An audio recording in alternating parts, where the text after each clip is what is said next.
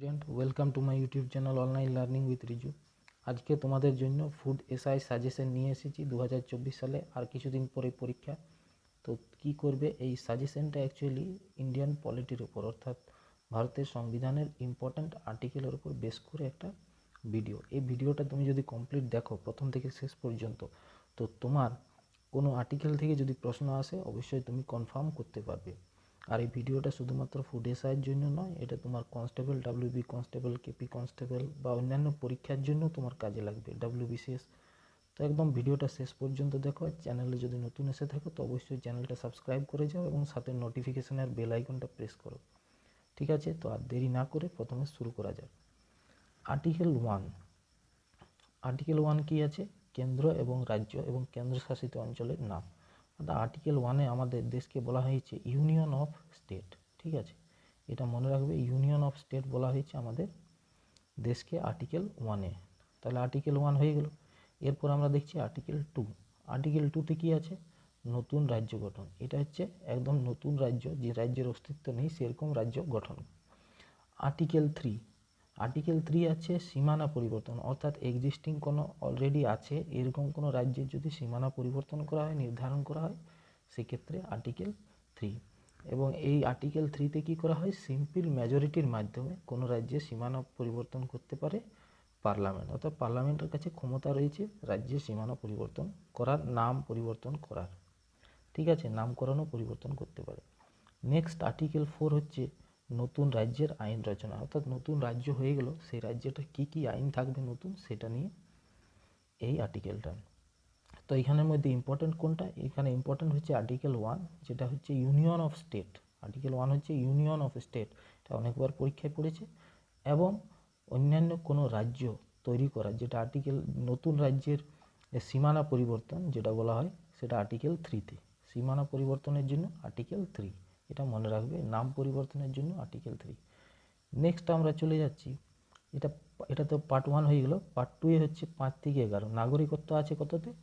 5 থেকে 11-র মধ্যে। 5 রকম পদ্ধতিতে আমাদের নাগরিকত্ব পাওয়া যায়, সেগুলো পরে ডিসকাস করব। তো আজকে শুধু আর্টিকেলটাই করা যাক। তো নাগরিকত্ব 5 থেকে 11। ফান্ডামেন্টাল রাইটস বা মৌলিক অধিকার, এটা কোথায় আছে? পার্ট 3-তে আছে, পার্ট 3 এবং আর্টিকেল 12 থেকে 35-এর মধ্যে। ঠিক আছে, 12 থেকে 35-এর মধ্যে আছে টোটাল 6টা ফান্ডামেন্টাল রাইট এবং ক্লাসিফিকেশন করা আছে, সম্পূর্ণ একটা ক্লাসিফিকেশন বা শ্রেণীবদ্ধকরণ করা আছে। তো আমরা প্রথমে আর্টিকেল 12 থেকে শুরু হচ্ছে। 12-তে ডেফিনেশন অফ স্টেট, মানে রাজ্যের সংজ্ঞা আছে, ইম্পর্ট্যান্ট নয়। 13-তে আছে যে সমস্ত মৌলিক অধিকারগুলি, যে সমস্ত আইন মৌলিক অধিকারের সঙ্গে মিল খাবে না সেগুলো ভয়েড বা তার কোনো ভ্যালু থাকবে না। আর্টিকেল 13-তে থাকছে ল ইনকনসিস্টেন্ট উইথ ফান্ডামেন্টাল রাইটস আর নাল। মানে আর্টিকেল 13-তে অ্যাকচুয়ালি জুডিশিয়াল রিভিউ বা সুপ্রিম কোর্টের জুডিশিয়াল রিভিউর ক্ষমতাটা বলা হয়েছে। তো এটা একটু ডিপ ডিসকাশন হয়ে যাচ্ছে, তোমাদের জন্য এত দরকার নেই, তোমরা নাম্বারগুলো দেখো। তাহলে আর্টিকেল 14-তে কী আছে? আইনের চোখে সবাই সমান এবং সমান সংরক্ষণের ব্যবস্থা। আর্টিকেল 14 হচ্ছে রাইট টু ইকুয়ালিটি, আইনের চোখে সবাই সমান, এটা কিন্তু পরীক্ষায় পড়েছে। ঠিক আছে, আর আর্টিকেল 12-তে আছে রাষ্ট্রের সংজ্ঞা।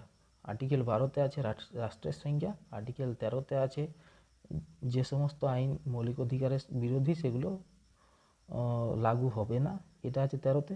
14-তে আছে আইনের চোখে সবাই সমান। এরপর কি আছে দেখে নেব। 15-তে আছে বিভিন্ন রকম যে প্রহিবিশন অন ডিসক্রিমিনেশন বা বৈষম্যের যে বিরোধী আইন। ঠিক আছে, বৈষম্য করা যাবে না, এটা হচ্ছে আর্টিকেল 15-এ। বৈষম্যটা কিসের বেসিসে? জন্মর ভিত্তিতে, রিলিজিয়ান ধর্মর ভিত্তিতে, এইসব ভিত্তিতে কিন্তু কোনো রকমই বৈষম্য করা যাবে না। রিলিজিয়ান, রেস, কাস্ট, সেক্স আর প্লেস অফ বার্থ, 1, 2, 3, 4, 5, এই 5টা ক্রাইটেরিয়ার উপর বেস করে কোনো ব্যক্তির সঙ্গে বৈষম্য করা যাবে না, এটি বলা আছে আর্টিকেল 15-এ। অর্থাৎ কোনো ব্যক্তিও করতে পারবে না এবং সেক্ষেত্রে রাষ্ট্রও করতে পারবে না। রাষ্ট্রের উপরও প্রতিবন্ধকতা আছে যে এইগুলোর ভিত্তিতে, অর্থাৎ রিলিজিয়ান, রেস, কাস্ট, সেক্স আর প্লেস অফ বার্থ, মেল ফিমেলের ভিত্তিতে, নারী পুরুষের ভিত্তিতে, জন্মস্থানের ভিত্তিতে, এগুলোর ভিত্তিতে কোনো রকম বৈষম্য চলবে না, এটা হচ্ছে আর্টিকেল 15। নেক্সট হচ্ছে আর্টিকেল 16। আর্টিকেল 16 হচ্ছে সরকারি চাকরির ক্ষেত্রে সমান সুযোগ থাকবে, ঠিক আছে, এটাও পড়ে। নেক্সট হচ্ছে আর্টিকেল 17। আর্টিকেল 17তে কী আছে? অস্পৃশ্যতা দূরীকরণ, মানে ছোঁয়াছুত যেটা ছিল আগেকার দিনে সেটা দূরীকরণ। নেক্সট কী হচ্ছে আর্টিকেল 18। 18তে হচ্ছে যে বিভিন্ন রকম খেতাব, যেগুলো সামরিক খেতাব এবং বিদ্যা বা ডক্টরাল ডিগ্রি যেমন, তো সেগুলো ছাড়া অন্য কোনো খেতাব দেওয়া যাবে না, যেমন রাজা, মহারাজা, পণ্ডিত, ঠিক আছে, এই সমস্ত খেতাব কিন্তু নামের পূর্বে ব্যবহার করা যাবে না। এটা হচ্ছে আর্টিকেল 18-এর স্টেটমেন্ট। এরপর আসছে আর্টিকেল 19। এটা কিন্তু খুব গুরুত্বপূর্ণ। আর্টিকেল 19-এ কী আছে? বাক স্বাধীনতার অধিকার। বাক স্বাধীনতার অধিকার হচ্ছে আর্টিকেল 19। পরবর্তী আমরা চলে যাই আর্টিকেল 20। আর্টিকেল 20-তে কী আছে? এখানে অপরাধী এবং অপরাধ সংক্রান্ত 3টি অধিকারের কথা বলা আছে। মানে কোনো ব্যক্তিকে, অপরাধকে যদি অ্যারেস্ট করা হয় তাহলে তাকে 24 ঘন্টার মধ্যে পৌঁছাতে হবে, তাকে একটা উকিল দিতে হবে, এই ধরনের জিনিসগুলো কিন্তু তাকে কারণটা বলতে হবে কী কারণে অ্যারেস্ট করা হচ্ছে। তো এইগুলো সবই আছে আর্টিকেল 20-তে, অর্থাৎ অপরাধীর যে নির্দিষ্ট কিছু অধিকার। আর্টিকেল 21-এ কী আছে? এটা খুব বড় article, right to life and property, অর্থাৎ জীবনের নিরাপত্তা এবং ব্যক্তিগত স্বাধীনতা, এটাই আছে আর্টিকেল 21-এ। জীবনের নিরাপত্তা মানে right to life and right two property. এরপর আসছে তোমার আর্টিকেল 21, শিক্ষার অধিকার। এই শিক্ষার অধিকার আইনটা আগে ছিল না, পরে অ্যামেন্ডমেন্ট করে আনা হয়েছে। অ্যামেন্ডমেন্টটা হচ্ছে 86তম অ্যামেন্ডমেন্ট 2002 সালে হয়, এবং এই অ্যামেন্ডমেন্টের দ্বারা শিক্ষার অধিকার 6 থেকে 14 বছর বয়সী বাচ্চাদের কিন্তু শিক্ষা দিতে হবে, অবৈতনিক শিক্ষার, ঠিক আছে। পরবর্তী আর্টিকেল হচ্ছে আর্টিকেল 22, গ্রেপ্তার এবং আটক সংক্রান্ত কিছু অধিকার। মানে এটা হচ্ছে প্রিভেন্টিভ ডিটেনশন, মানে লোকটা কোনো দোষ করে নাই, দোষ করবে এরকম সন্দেহর বশে রাষ্ট্র কিন্তু কোনো ব্যক্তিকে তাকে আটক করতে পারে। এটাই হচ্ছে আর্টিকেল 22, অর্থাৎ অ্যাকচুয়ালি কোনো দোষ করেনি বা কিন্তু করতে পারে, এরকম সিচুয়েশনে অ্যারেস্ট যে করে সেটা হচ্ছে ডিটেনশন, আটক বা অ্যারেস্ট যেটাই হোক, ডিটেনশন। তো এটা হচ্ছে আর্টিকেল 22-তে। এগুলো অনেক ডিপ ডিসকাশন করা যায়, কিন্তু অত ডিসকাশন করলে ভিডিওটা লম্বা হয়ে যাবে আর তার পারপাসটাই কিন্তু হবে না, ঠিক আছে। তোমাদের সঙ্গে ডিসকাস করার উদ্দেশ্য হচ্ছে যাতে তোমরা জানো যে এই আর্টিকেলগুলো গুরুত্বপূর্ণ বটে। তো আর্টিকেল 23। আর্টিকেল 23-এ আছে মানুষ কেনা বেচা বন্ধ করতে এবং জোর করে কোনো কাজ করা যাবে না। আর্টিকেল 23-এ কী হচ্ছে? মানুষের যে কেনা বেচা বন্ধ করা। আর্টিকেল 24, এইগুলো অ্যাকচুয়ালি হচ্ছে রাইট অ্যাগেনস্ট এক্সপ্লয়টেশন বা শোষণের বিরুদ্ধে অধিকার। 23-24 হচ্ছে শোষণের বিরুদ্ধে অধিকার, আর 14 থেকে 18 হচ্ছে রাইট টু তোমার ইকুয়ালিটি। তো রাইট টু ইকুয়ালিটির মধ্যে অনেক কিছু ব্যাপার আছে। নেক্সট আমরা দেখছি শিশু শ্রম বন্ধ করতে হবে। আর্টিকেল 24-এ কী আছে? শিশু শ্রম বন্ধ করতে হবে। আর্টিকেল 25 থেকে 28, এইখানে আছে তোমার ধর্মীয় স্বাধীনতার একদম ডিটেলস অধিকারগুলো সব বলা আছে। ধর্ম বিশ্বাস, ধর্ম অনুষ্ঠান, ধর্মপ্রচার, সমস্ত কিছু 25 থেকে 28-এর মধ্যে আছে ধর্মীয় স্বাধীনতার অধিকার। তো অ্যাকচুয়ালি আমরা যদি বলি যে ফান্ডামেন্টাল রাইটস বা মৌলিক অধিকার, যেটা পার্ট 3-তে আছে, এটা কমপ্লিট করতে মোটামুটি 1 ঘন্টার একটা লেকচার লাগবে, ঠিক আছে। তোমরা যদি চাও যে ফান্ডামেন্টাল রাইটসটা তোমাদেরকে ভালোভাবে বোঝায় তো তোমরা কমেন্ট করবে। নেক্সট হচ্ছে আর্টিকেল 31। আর্টিকেল 31-এ কী আছে? সম্পত্তির অধিকার আইন। এটা কিন্তু আগে ছিল, বর্তমানে এটা নেই। 44তম সংবিধান সংশোধনীর দ্বারা 1978 সালে এটা তুলে নেওয়া হয়েছে, আগে ছিল। বর্তমানে এটা পার্ট 12-তে রাখা হয়েছে, 300A, আর্টিকেল নাম্বার কত? 300A, এবং এটা বর্তমান এটা একটা লিগ্যাল রাইট বা আইন সিদ্ধ অধিকার, ঠিক আছে। বর্তমান সম্পত্তির অধিকার মৌলিক অধিকার নয়, এটি একটি আইন সিদ্ধ অধিকার। নেক্সট আমরা চলে যাব আর্টিকেল 32। এই আর্টিকেলকে বলা হয় সংবিধানের আত্মা, ঠিক আছে। বি.আর. আম্বেদকর এই আর্টিকেলটাকে বলা হয় সংবিধানের আত্মা বলেছেন। এটি কেন বলেছেন? না, সংবিধানে যে মৌলিক অধিকারগুলো রক্ষা হবে সেটা কিন্তু সুপ্রিম কোর্ট ঠিক করবে, এবং সুপ্রিম কোর্ট এই আর্টিকেলের দ্বারা বিভিন্ন রকম রিট জারি করে। রিট জারি করার মাধ্যমে মৌলিক অধিকারগুলোকে অক্ষুণ্ণ রাখতে পারে, ঠিক আছে। তাহলে মৌলিক অধিকারের ইম্পর্টেন্ট আর্টিকেল আমরা দেখে নিলাম। এরপর আসছি আমরা ডিপিএসপির ইম্পর্টেন্ট আর্টিকেল। ডিপিএসপিতে কী আছে? যেটা গুরুত্বপূর্ণ সেটা মনে রাখো, আর্টিকেল 40-এ আছে গ্রাম পঞ্চায়েতের ব্যবস্থা, ঠিক আছে। 41-এ আছে বেকার বার্ধক্য ভাতা, 45-এ আছে অবৈতনিক এবং বাধ্যতামূলক শিশু শিক্ষা, এখানে আছে 0 থেকে 6 এজ পর্যন্ত, ঠিক আছে। তারপরে আছে 47-এ আছে রাজ্যে মদ নিষিদ্ধ করা, অর্থাৎ মদের বিক্রি যেটা লিকুয়ার, সেটা ইনটক্সিকেটিং ড্রিঙ্ক, সেগুলো বন্ধ করা, এটা হচ্ছে আর্টিকেল 47-এ। তো ইম্পর্ট্যান্ট কোনটা? ইম্পর্ট্যান্ট হচ্ছে পঞ্চায়েতটা, এটা মনে রাখবে, আর অবৈতনিক শিক্ষা যেটা আর্টিকেল 45, এইটা, এই দুটো ভালোভাবে মনে রাখবে। নেক্সট আমি কিন্তু গুরুত্বপূর্ণগুলো তোমাদেরকে বলে দেব, যেটা অবশ্যই মনে রাখতে হবে। নেক্সট যেটা মনে রাখতে হবে সেটা হচ্ছে 48-এ পরিবেশ, বন, বন্যপ্রাণী রক্ষা, এটা মনে রাখতে হবে। আর 49-এ হচ্ছে মনুমেন্ট, জাতীয় সৌধ এবং ঐতিহাসিক স্থানের সংরক্ষণ এবং রক্ষা, এটাও কিন্তু খেয়াল করতে হবে। তারপরে যেটা আসছে তোমার এক্সিকিউটিভ এবং জুডিশিয়ারি, এটাকে আলাদা করা হয়েছে আর্টিকেল 50-তে, এটা লেখা নেই এখানে নোটের মধ্যে, কিন্তু এটা গুরুত্বপূর্ণ আর্টিকেল, অর্থাৎ তোমরা যে বই পড়ো আর্টিকেল 50টা একটু দেখে নেবে। নেক্সট আমরা দেখব 51A, এইগুলো কি? এগুলো হচ্ছে 11টি মৌলিক কর্তব্য। প্রথমে এগুলো ছিল না, মৌলিক কর্তব্য ছিলই না, 42তম সংবিধান সংশোধনীর দ্বারা মৌলিক কর্তব্যগুলোকে যুক্ত করা হয়। নেক্সট আমরা দেখছি ভারতের রাষ্ট্রপতি। ভারতের রাষ্ট্রপতি কত নম্বর আর্টিকেল? 52, এবং তার নির্বাচন প্রক্রিয়া সেটা হচ্ছে 54, ঠিক আছে। আর নির্বাচনের পদ্ধতি সেটা হচ্ছে 55। তো রাষ্ট্রপতি নিয়ে 4টে আর্টিকেল তোমাকে মনে রাখতে হবে।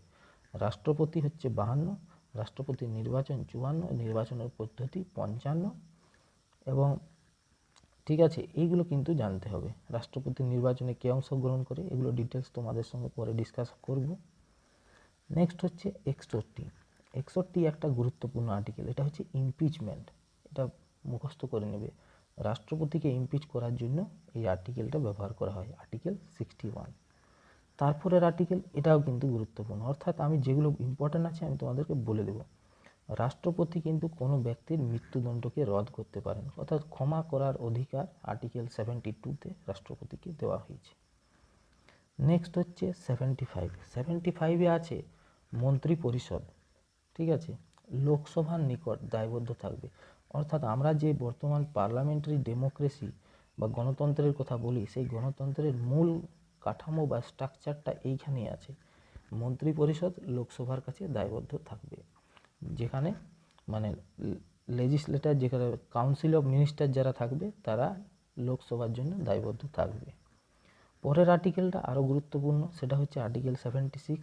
এখানে অ্যাটর্নি জেনারেল অফ ইন্ডিয়া, মানে highest law officer of union of India, কেন্দ্র সরকারের সবচেয়ে বড় ল অফিসার হচ্ছে অ্যাটর্নি জেনারেল, যাকে আর্টিকেল 76 অনুযায়ী রাষ্ট্রপতি নিয়োগ করেন, এবং তিনি একজন ইউনিয়ন এক্সিকিউটিভের একজন পার্ট। পরবর্তী স্পিকার, ডেপুটি স্পিকার 93। এরপর আমরা দেখব যে সংবিধানের ক্ষেত্রে আরও কিছু গুরুত্বপূর্ণ আর্টিকেল, যে আর্টিকেল 108, এটা হচ্ছে যৌথ অধিবেশন, সংবিধানের যৌথ অধিবেশন, এবং এই যৌথ অধিবেশনে যিনি স্পিকার হন, মানে লোকসভার স্পিকার, তিনি কিন্তু সভাপতিত্ব করেন, ঠিক আছে। লোকসভার স্পিকার যৌথ অধিবেশনে সভাপতিত্ব করেন। পরের হচ্ছে আর্টিকেল 110, এটা হচ্ছে মানি বিল বা অর্থ বিল। 112, এটা বাজেট, যদিও বাজেট কথাটি আমাদের সংবিধানে নেই, আমাদের সংবিধানে আছে অ্যানুয়াল ফাইন্যান্সিয়াল স্টেটমেন্ট, এই ওয়ার্ডটা আছে, বাজেট বলে কথাটা এই আমাদের সংবিধানে উল্লেখ করা নেই। তবু প্রশ্ন এলে বাজেট বললে 112 নম্বর আর্টিকেলকে আমরা টিক করব। নেক্সট হচ্ছে আর্টিকেল 123, অর্থাৎ সংবিধানে যদি অধিবেশন বন্ধ থাকে, মানে রিসেস থাকে, সেক্ষেত্রে রাষ্ট্রপতির অর্ডিন্যান্স জারি করার ক্ষমতা আছে, মানে অর্ডিন্যান্স মানে টেম্পোরারি ল মেকিং, ঠিক আছে, টেম্পোরারি বেসিসে কোনো আইন তৈরি, সেটাই হচ্ছে অর্ডিন্যান্স। তারপরে চলে আসছে সুপ্রিম কোর্ট।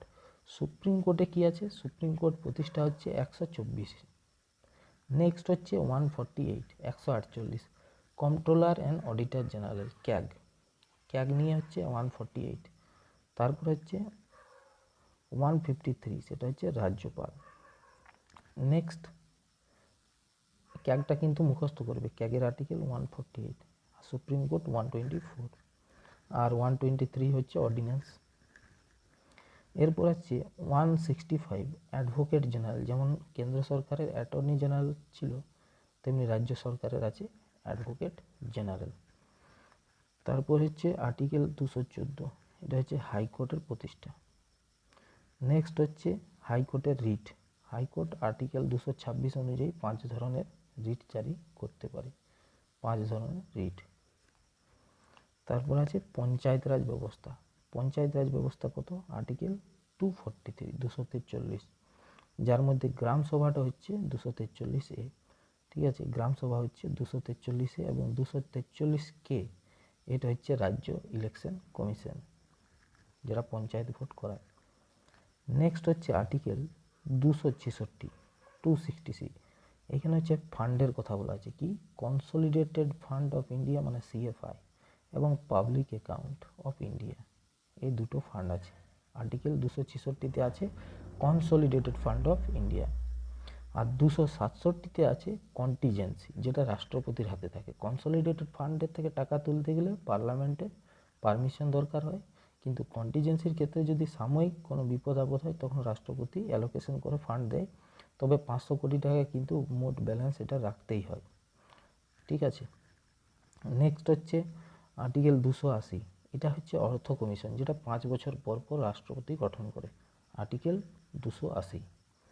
পরের হচ্ছে আর্টিকেল 300A, এটা বললাম সম্পত্তির অধিকার, এটা একটা লিগ্যাল রাইট। ঠিক আছে, লিগ্যাল এবং কনস্টিটিউশনাল রাইট, সাংবিধানিক অধিকার। নেক্সট হচ্ছে 312। 312 হচ্ছে সর্বভারতীয় প্রবেশিকা পরীক্ষা, যেটা IAS। ঠিক আছে, 315 হচ্ছে PSC, রাজ্য সরকারের যেমন আছে PSC, এছাড়াও আছে UPSC। 324 এটা হচ্ছে election commission of India, ECI, যেটা 3 জন ব্যক্তি দিয়ে গঠিত হয়, একজন চিফ ইলেকশন কমিশনার আর 2 জন ইলেকশন কমিশনার নিয়ে গঠিত হয় election commission of India. Next হচ্ছে 326। 326-এ হচ্ছে প্রত্যেক প্রাপ্তবয়স্ক নাগরিকের ভোটাধিকার, এটা হচ্ছে 326। 335 এটা হচ্ছে SC STদের সংরক্ষণ। নেক্সট হচ্ছে 343। 343 হচ্ছে কেন্দ্রের সরকারি ভাষা, মানে হিন্দিকে অফিসিয়াল ল্যাঙ্গুয়েজ হিসাবে ব্যবহার করা হচ্ছে। 352 এটা বহুতবার পড়েছে, জাতীয় জরুরি অবস্থা বা ন্যাশনাল এমার্জেন্সি, 352। 356 হচ্ছে রাজ্যের এমার্জেন্সি বা যেটা বলা হয় রাষ্ট্রপতি শাসন, এবং 360 এটা হচ্ছে আর্থিক জরুরি অবস্থা। ন্যাশনাল এমার্জেন্সি 3 বার টোটাল হয়েছে আমাদের দেশে, 352টা। পরেরটা হচ্ছে 368। 368টা কি? এটা হচ্ছে সংবিধান সংশোধনী। সংবিধানে যদি কোনো বিল আনে, মানে কোনো সংশোধন করা হয়, তো সেটা হচ্ছে সংবিধান সংশোধনী 368। এছাড়াও 370 আছে জম্মু কাশ্মীর, এটা কিন্তু তুলে দেওয়া হয়েছে, মানে এখন ইনএফেক্টিভ রাখা আছে। তো আমরা মোটামুটি সব আর্টিকেলগুলো, গুরুত্বপূর্ণ আর্টিকেলগুলো ডিসকাস করলাম। এখান থেকে তোমরা যদি কোশ্চেন পেয়ে যাও তো মোস্ট অফ দ্য চান্স এটা পেয়ে যাবে, আর PDFটা অবশ্যই শেষে দেওয়া থাকবে।